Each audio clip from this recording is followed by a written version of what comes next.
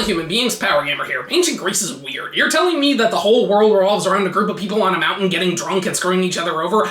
Yeah, sure. I'll believe that when you make a circuit board revolving around ancient Greece and then encase it in some plastic.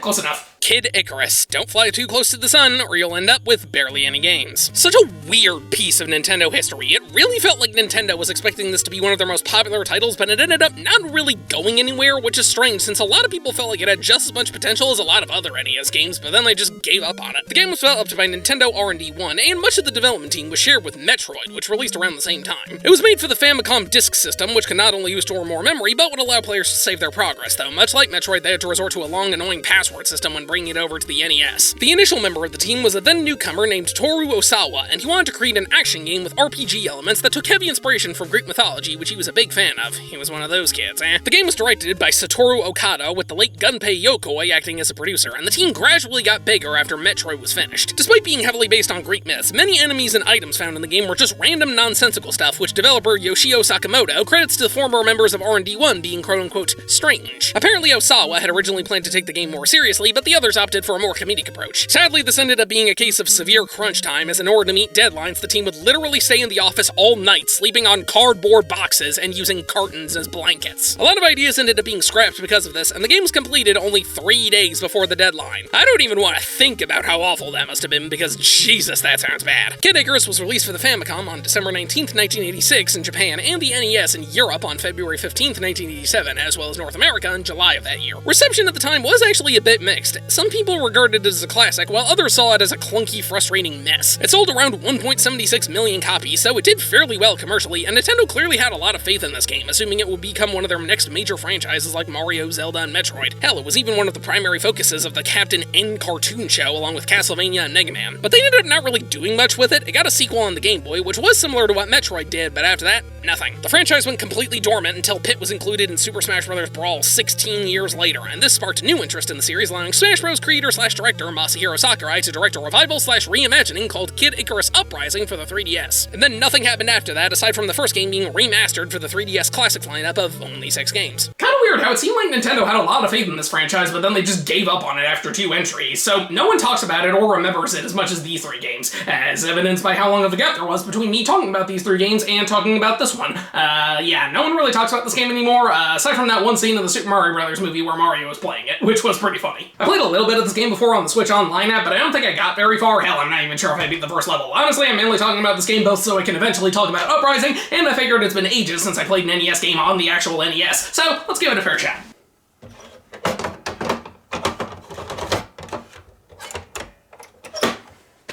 The game takes place in Angel Land, a sky-based fantasy world that's similar to stuff found in Greek mythology, however it invents in a lot of its own rules. According to the manual, the world was once ruled by Palutena, the goddess of light, and Medusa, the goddess of darkness. Palutena loved humans and gave light to make them happy, while Medusa hated them and frequently turned them to stone. Because of this, Palutena turned Medusa into a monster and banished her to the underworld, but Medusa took control of the underworld and launched a surprise attack against Palutena out of revenge. She stole 3 sacred treasures, which rendered Palutena's army powerless, and all of the soldiers were captured along with Palutena herself. But as her final action, she gave a bow and arrow to a young angel named Pit, allowing him to escape his prison. Pit then sets out to reclaim the 3 sacred artifacts, defeat Medusa, and save Palutena. A fairly decent backstory for NES standards, though of course none of this is in the actual game, and if you're wondering what this has to do with the Legend of Icarus that's referenced in the title, basically nothing. The graphics are sadly not the best to come from an NES game. The sprites are okay, but sometimes it can be a little hard to tell when I'm looking at, not to mention they flicker a lot, and the game has quite a bit of lag. The music isn't bad, but it is pretty forgettable. The game itself is kind of weird. It's a 2D action game where the goal is to just reach the end of the level, which is usually represented by a door, by platforming and shooting enemies with Pit's bow. The game is divided into 4 sections with 4 levels each, except for the last one. First you escape the underworld, then go through the overworld, and then climb up Skyworld. Thing is, the overworld is the only one that plays like a traditional side-scroller. The underworld and Skyworld are presented vertically, which, yeah, makes sense given the context, and it doesn't sound like an issue, but the screen doesn't scroll backwards, so if you miss even 1 jump, you die instantly. It won't take long for this to happen, since the controls are a little slippery, and you'll quickly realize the game's biggest problem.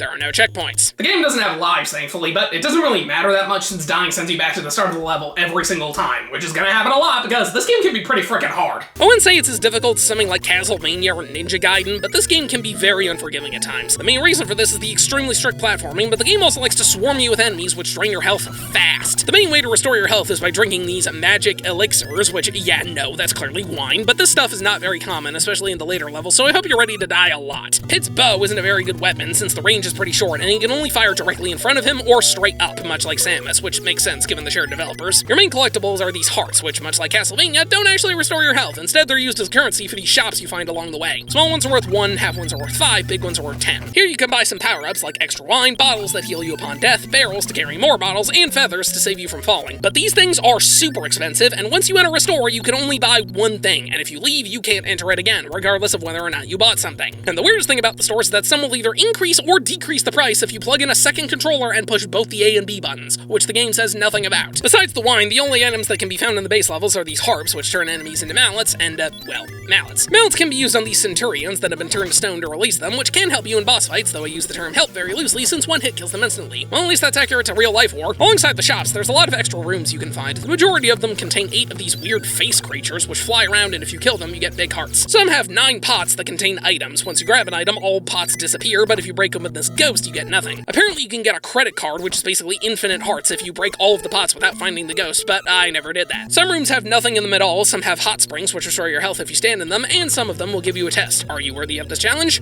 Apparently not. These have you dodge a bunch of blocks, and if you survive long enough, they'll give you one of 3 special power-ups. A wand that gives you a shield letting you kill small enemies, a bow that extends your range to cover the entire screen, and a fireball that effectively makes your shot bigger. This may sound cool, but you can very easily lose these things, either because they'll be stolen by these guys, or the game just randomly takes them away from you. Seriously, I have no idea what happened here, but now the wand is just gone. Once you get something the first time, you can buy it again in the shop, but they cost an absurd amount of hearts. Oh yeah, something I forgot to mention is that what items are in the shop are random every single time, so I hope it's something you actually want, because otherwise it's just a complete waste. Honestly, the weirdest thing about this game is that one of the most challenging parts is the beginning, partially because of the level design, but also because of the upgrades that are actually helpful, making things easier later. Remember how I said the underworld is completely vertical, insanely annoying? Well, since the overworld is a side-scroller, this is light years easier. The level design is a lot more fair, and the enemies are much easier to hit. Why couldn't the whole game have been like this? It is easily the most enjoyable part. As you go through, you can upgrade yourself. Every time you finish a stage, your points are added to your overall score. Once you reach certain point thresholds, your total health is increased, which makes the game substantially easier. The only downside is when you die, it's not all fully restored. Yeah, thanks again, Metroid level design. There's also some areas where your bow's power is upgraded, and unlike the trials, this is permanent, so make sure you get the stuff because you're gonna need it. Every time you die, you lose any hearts you've gotten, but only ones collected on that level. When you beat a stage, your total hearts are staged, so if you die, it resets to whatever you had when you started. So if you want to be able to buy as much stuff as possible, you gotta farm a bunch of hearts as early as you can, but make sure you don't die before beating the stage, or you just wasted your time. This game's difficulty is so lopsided that it took me 2 hours to beat the underworld section, but then the other 2 sections normal levels took me a combined total of 1 hour. I say normal levels because the 4th level of each section drastically changes things up. These levels are non-linear and place you inside a labyrinth where the goal is to find the boss and kill it to claim one of the 3 sacred treasures needed to kill Medusa. And these are easily the worst part of the game for a multitude of reasons. For starters, navigating them can be really confusing. The only way to know where you're going is to grab the map, which is just a waffle, and I thought Zelda's Great Box was useless. To map it out, you have to buy a pencil, which marks rooms you've been in, but only when you have the pencil, and a light, which will mark your location on the map. And these levels are the only ones where you can re-enter the store, though the items are still random. And if you die, you gotta collect these all over again, so I hope you're good at memorizing this stuff, because otherwise you're better off with an actual pencil and waffle. But the thing that really makes these levels so annoying is the fact that they contain one of the most annoying enemies in any video game I have ever played in my entire f***ing life. I am not joking. I cannot stand these things. They are the worst. And when I tell you what they are, you are not going to believe me. Are you ready? Eggplant wizards. Yes, you heard that correctly. Eggplant wizards. These sons of bitches are the #1 reason I don't know if I can recommend playing this game because they drove me off the fucking wall. All they do is walk forward and lob these eggplants at you, but if they hit you, they turn you into an eggplant. In other words, you become a sitting fucking duck, because you literally can't do anything except move. And this doesn't just go away. You're stuck like this unless you find the hospital, which is a specific room in the level. So if you get hit by an eggplant, you have to stop progressing and trek all the way to the hospital to turn back to normal, which there's only one of in each stage, and then then make your way back to where you were. But since there's only one correct path you can take to reach the boss, and each of these levels have a fucking eggplant wizard on them, it is extremely likely you'll be turned into an eggplant again. Especially because sometimes you cannot avoid them at all. Seriously, that was fucking impossible for me to avoid. There is genuinely nothing I could have done there to not become a fucking eggplant, because these things come from the depths of hell. So now I gotta trek all the way back to the hospital, and oh, would you look at that, I got turned into another eggplant. Gotta go back again, and oh well, now I'm fucking dead. Gotta start the level all over again.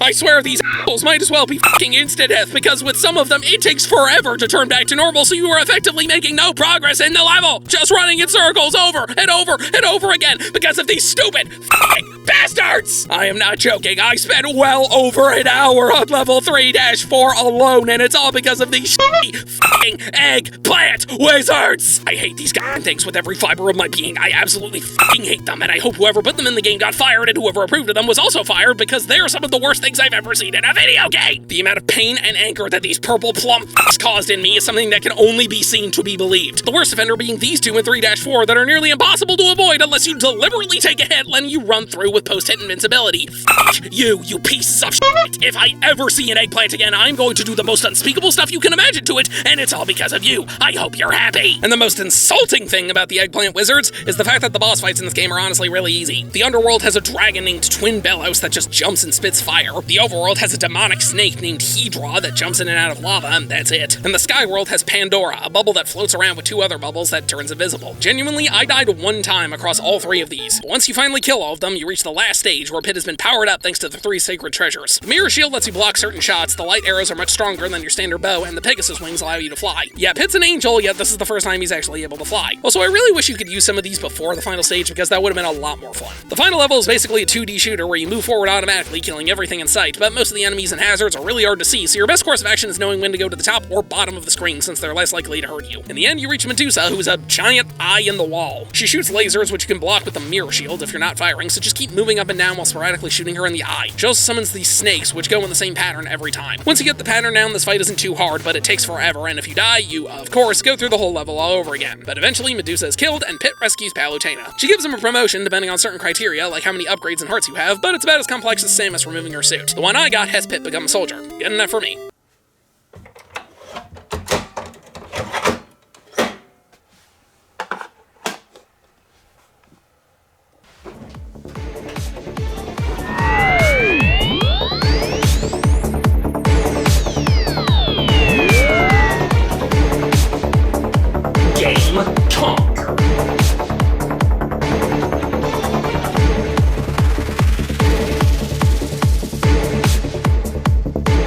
Kid Icarus is pretty rough. There is definitely glimpses of a good game in here, but the majority of it just ended up being more frustrating than fun. It's playable, but I think you're better off with something else. I'm hoping the sequel will be better, but as of now, I can kind of see why the series didn't really catch on, especially since it can give you PTSD for a vegetable. Seriously, I don't think I'm ever going to be able to look at eggplants the same way again. You